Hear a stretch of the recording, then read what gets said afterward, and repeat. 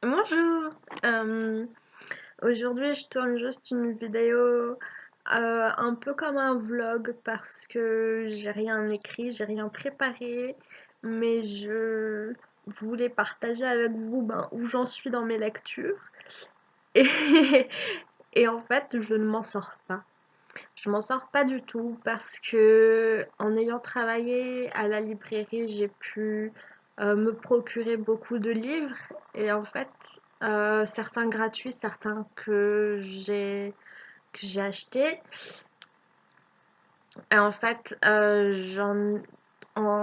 2 mois là, en 2 ou 3 mois, j'ai accumulé beaucoup, beaucoup, beaucoup de livres. Et du coup, ma pile à lire a augmenté de façon vertigineuse et je m'en sors juste pas parce que je lis. En fait, j'ai eu le mois de mars, j'ai beaucoup beaucoup lu. J'ai lu 15 livres pendant tout le mois de mars, ce qui est le nombre de livres le plus élevé que j'ai lu en un mois depuis que j'ai Goodreads. Et je pense de toute ma vie en fait. Et ce mois d'avril, là, j'ai lu peut-être 3 livres, je sais pas, quelque chose comme ça, je sais plus exactement. Donc j'ai un rythme de lecture un peu irrégulier comme vous voyez. Et en fait je m'en sors pas parce que j'ai tellement de choses à lire que je commence tout et que je finis rien. Et donc je voulais vous en parler un petit peu pour savoir où j'en suis. Donc pour l'instant j'ai décidé de mettre l'accent sur 3 lectures pour les finir. Donc, en premier, Le cœur des femmes de Martin Winkler que j'ai commencé il y a très longtemps, que j'avais commencé même avant mon stage en librairie, donc en janvier, je crois. Ouais, je l'ai commencé en janvier. J'en suis là. J'ai lu tout ça et il me reste ça à lire. Et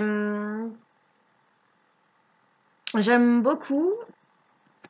Cependant, c'est pas une lecture euh, addictive, je dirais, parce que il se passe.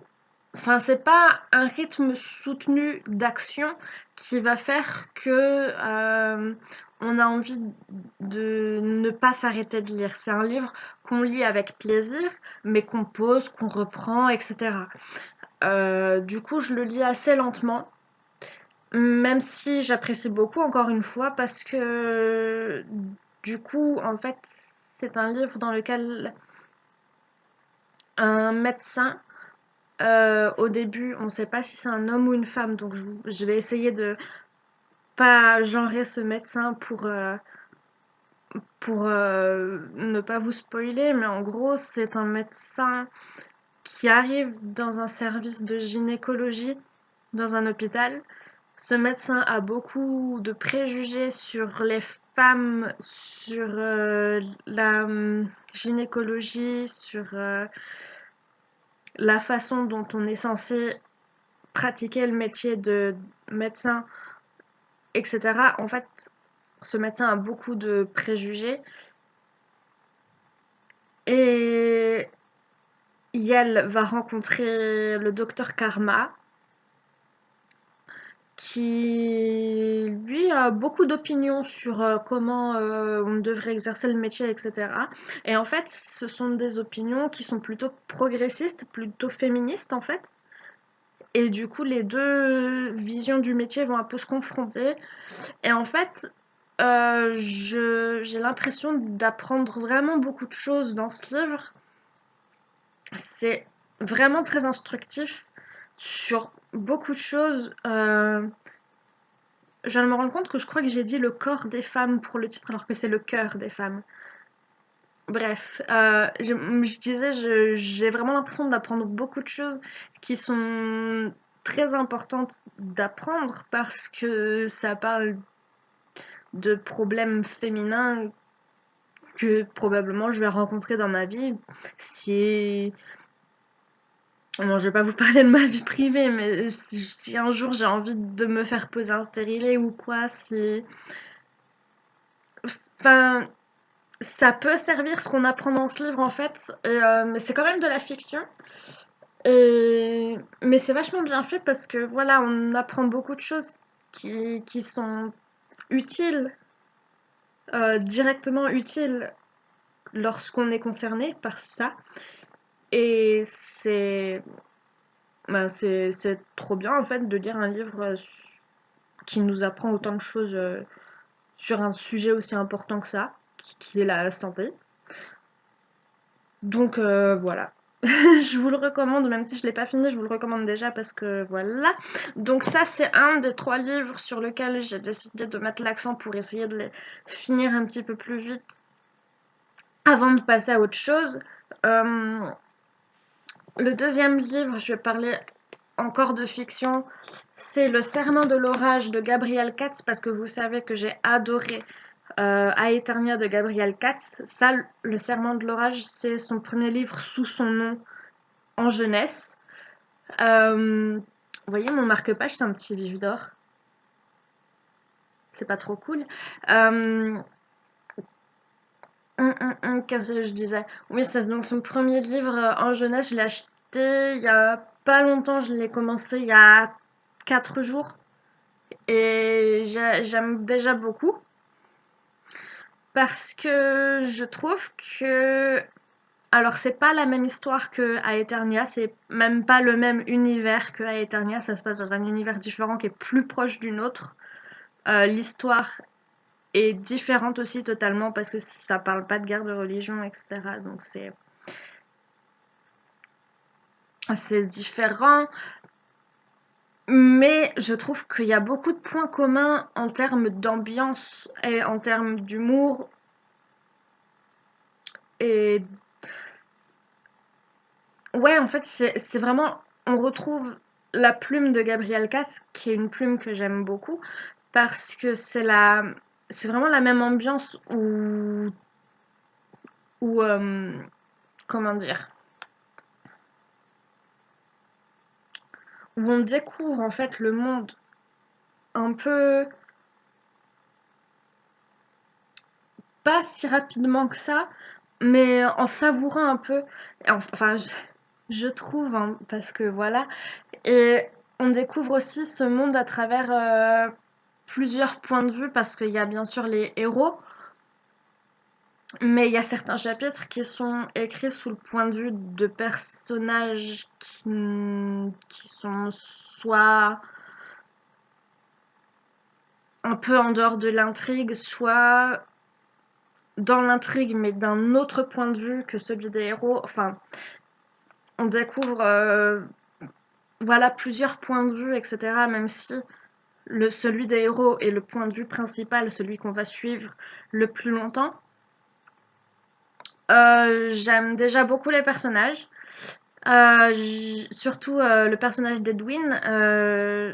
Je pense que je vous reparlerai de ce livre quand je l'aurai fini, tout simplement, parce que là, en fait, là, tout ce que je peux dire, c'est que je prends beaucoup de plaisir à retrouver la plume de Gabriel Katz dans ce livre-là, mais j'en suis pas très loin.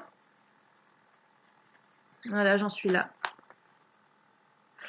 J'en suis pas très loin, donc j'ai encore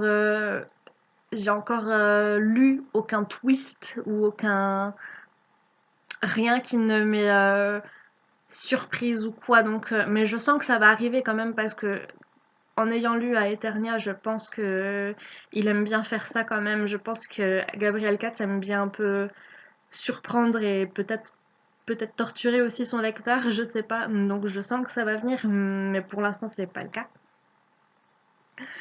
Euh, Là j'en suis encore voilà dans le début où on installe l'univers, on installe les personnages, on commence à installer un peu l'intrigue, à montrer quels sont les mystères, quels sont les points sombres, etc.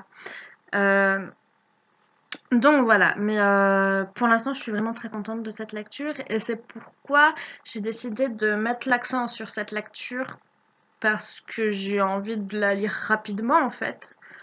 Et parce que c'est celle dont j'avais le plus hâte. Donc voilà, j'ai très hâte de voir la suite et de vous en parler un peu plus précisément. Euh, et ensuite, j'ai décidé d'essayer toujours de lire au moins un livre, enfin d'avoir toujours en route au moins un livre qui ne soit pas de la fiction. Et je me suis procuré à la librairie, en fait, j'ai eu une gratification pour mon stage sous forme de bon d'achat dans la librairie, donc j'ai pu me procurer plusieurs livres comme ça qui étaient presque gratuits.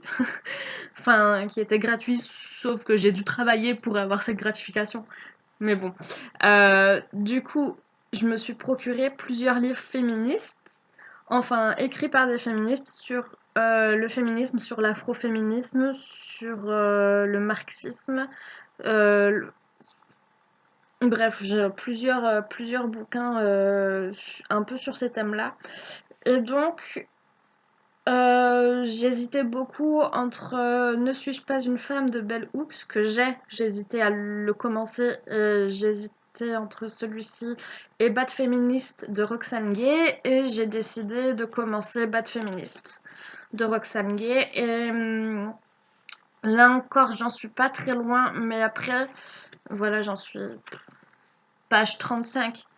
Mais après, comme j'ai plus de difficultés à aller vers les écrits qui ne sont pas de la fiction, ça explique aussi pourquoi je l'avance lentement, même si je trouve ça déjà très intéressant. Et je pense que je vais apprendre beaucoup de choses, et je pense aussi que je vais confronter mon point de vue au point de vue de l'autrice. Parce que là, déjà, au bout de 35 pages, il y a déjà des choses où j'ai dit ah, je ne vois pas ça comme ça. Ou, ou même où j'ai pu confronter ce point de vue au point de vue d'autres militantes que je peux rencontrer, dont je peux lire les points de vue, en tout cas, que ce soit sur Internet, sur Twitter, dans des journaux, etc.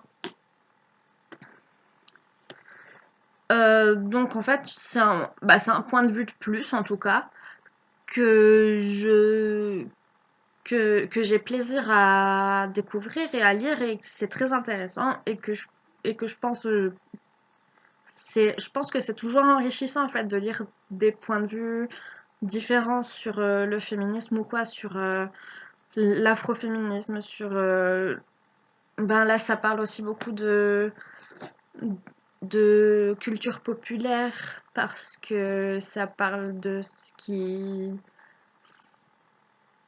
qui relève du féminisme ou du sexisme, ou alors ce qui relève de l'afroféminisme, de l'antiracisme, ou ce qui relève du racisme, dans les œuvres qu'on consomme tous à la télé, les films, etc. Donc ça parle de ça, et ben voilà, c'est intéressant. et, et ben si vous l'avez lu, dites-moi, parce que comme je disais, j'aime bien avoir des points de vue différents, etc. Donc dites-moi. Et donc ça, ce sont les 3 livres que j'ai décidé d'essayer de lire un peu en lecture suivie, pour un peu diminuer ma pile à lire quand même, et parce que j'ai envie de passer à autre chose, parce que voilà. Cependant, c'est pas les seuls livres que j'ai en cours, parce que j'ai commencé des livres il y a plus ou moins longtemps, que j'ai un peu mis en pause, que j'ai un peu mis de côté en attendant de pouvoir les reprendre, voire de pas les finir.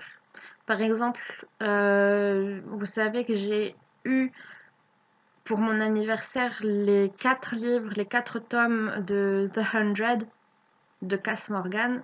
J'ai lu les 3 premiers, et le 4e, je vais pas le finir clairement, parce qu'il m'intéresse beaucoup moins que les 3 premiers, parce que l'histoire des 3 premiers est fini, que le quatrième c'est une histoire en plus à part qui peut ne pas être lue en fait. Enfin, l'histoire des trois premiers est quand même finie. Le quatrième est un peu optionnel si je peux dire. Et moi ça m'intéresse moins. Je j'ai pas accroché à ce quatrième tome, donc voilà, je le finirai pas. Je pense pas en tout cas.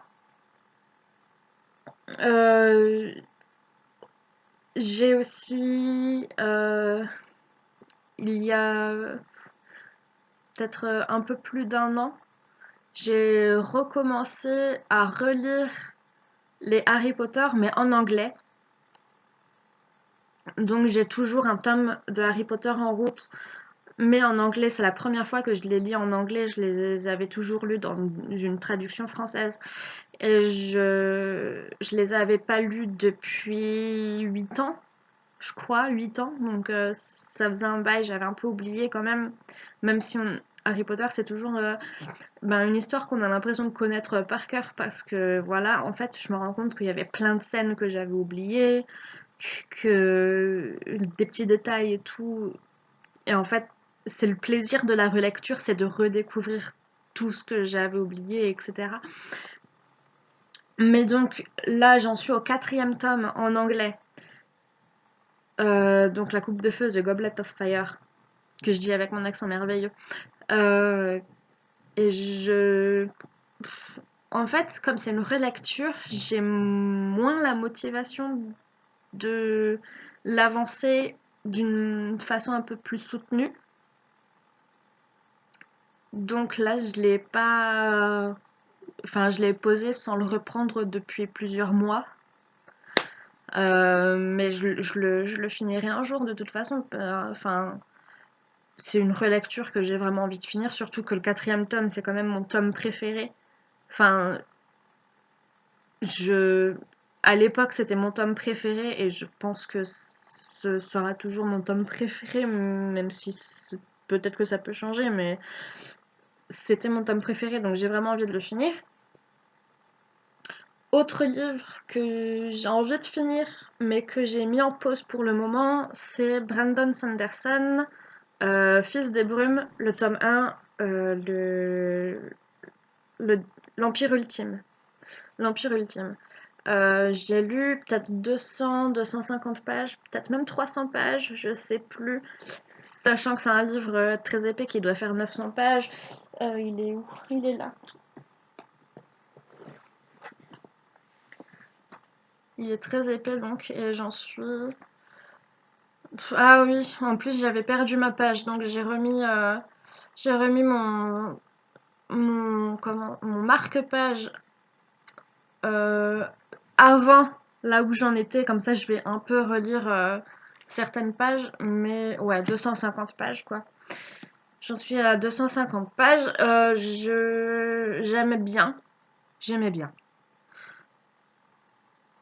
mais j'étais pas accro. Alors je m'attendais à être accro en fait, je m'attendais à une lecture addictive, à une lecture qui donne tout le temps envie de lire plus, à un page turner en fait comme on dit. Je m'attendais à ne pas pouvoir le poser et en fait si. En fait, c'est enfin, on m'avait dit quand même que le début était lent. Alors je confirme, le début est un peu lent, mais ouais. Du coup, en fait, je ne suis pas restée motivée à, à le continuer.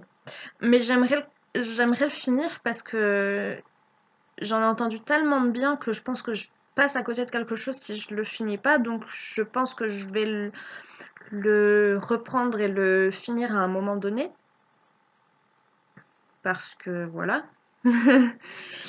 Et donc, dans les livres que j'ai en route et que j'aimerais y revenir un jour ou l'autre, Il y a aussi La Zone du dehors d'Alain Damasio, qui est mon premier Damasio que je lis, qui m'a été vraiment fortement recommandé. Et en fait, j'ai lu, là pour le coup, j'ai lu peut-être 20 ou 30 pages, donc pas beaucoup du tout, mais j'avais l'impression de rien comprendre.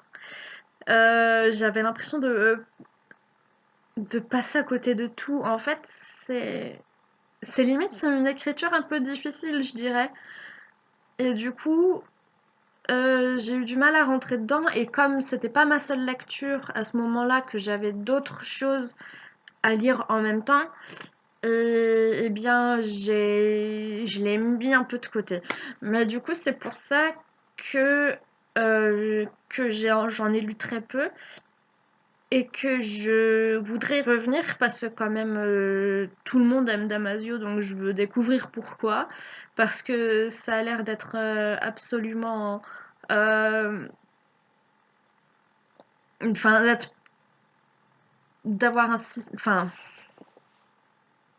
le, le système politique qui est mis en place dans ce livre a l'air d'être très intéressant et très pertinent pour, euh, pour faire passer des messages pour nous, notre monde. Enfin, en tout cas, c'est un peu les critiques que j'en ai lues, que j'en ai eues par d'autres d'autres lecteurs.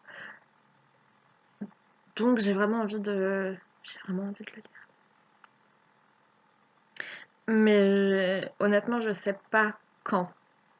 Je sais pas quand je vais le reprendre. On verra. Après, en vrac, d'autres livres que j'ai envie de lire. Il y a Timan de, comment elle s'appelle? Karen McManus. Euh, Ce qu'on m'a beaucoup conseillé, notamment quand j'étais à la librairie, ma collègue le vendait beaucoup, elle aimait beaucoup le conseiller et du coup elle m'a donné envie. Sur 5 ados qui sont en colle, il y en a un qui meurt et les 4 autres sont du coup suspects. Et ben, toute l'intrigue repose sur voilà, savoir lequel ment. Euh, Autre livre que j'ai envie de lire, Les Nocturnes, parce que celui-là, je l'ai un peu vu passer sur Internet. Enfin, j'ai vu le résumé, en tout cas, passer sur Internet. Pas encore vu d'avis de lecteur, mais rien que le résumé m'intriguait beaucoup, donc j'ai envie de le découvrir aussi. Donc, autre livre que je me suis procuré, celui-ci, dont j'ai beaucoup entendu parler sur le booktube anglophone The Wicked Deep. C'est en français, c'est une traduction, c'est chez Rajo.